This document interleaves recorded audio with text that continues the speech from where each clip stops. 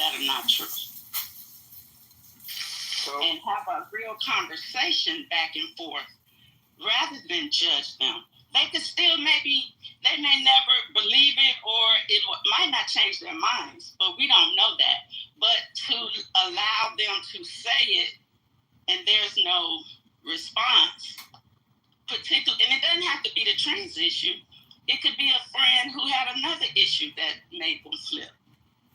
If they're saying something that you know not to be true, why not talk about it? Not judge them, have an open conversation, show them the facts. In the trans situation, knowing that Donald Trump signed it could have been something that they weren't aware of. Okay.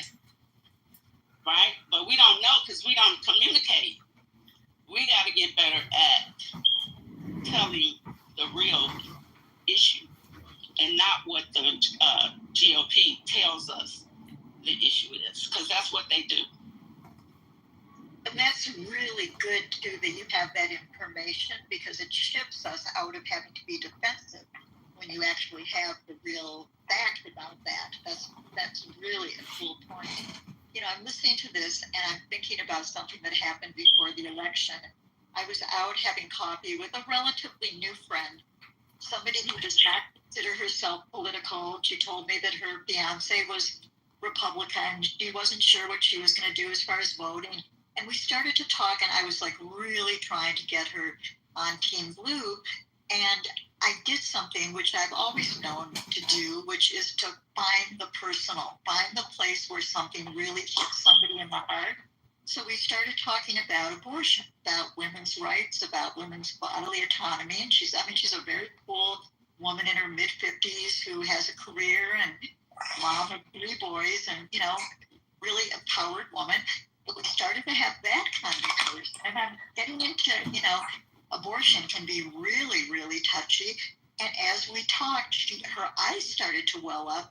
And suddenly she just broke down and she told me this story about being like 15 years old and some girl at school telling her that she was pregnant, and the girl coming to her, and this woman was from like a really super Christian family, and she didn't know what to do, and she didn't know how to help her, and she was terrified.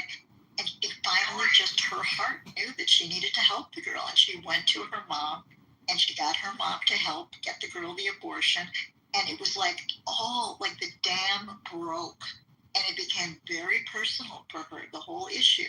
And it's like, that's where you have to meet people. It's more than just talk. It's more than what's in your head. You have to find the thing that really affects somebody and gives them the understanding that this is about them. You know, I mean, people going back again to the manosphere and to women and emotions, you know, when people tell me stop taking it personally, I go, I don't, there's no other way I want to take it other than personally.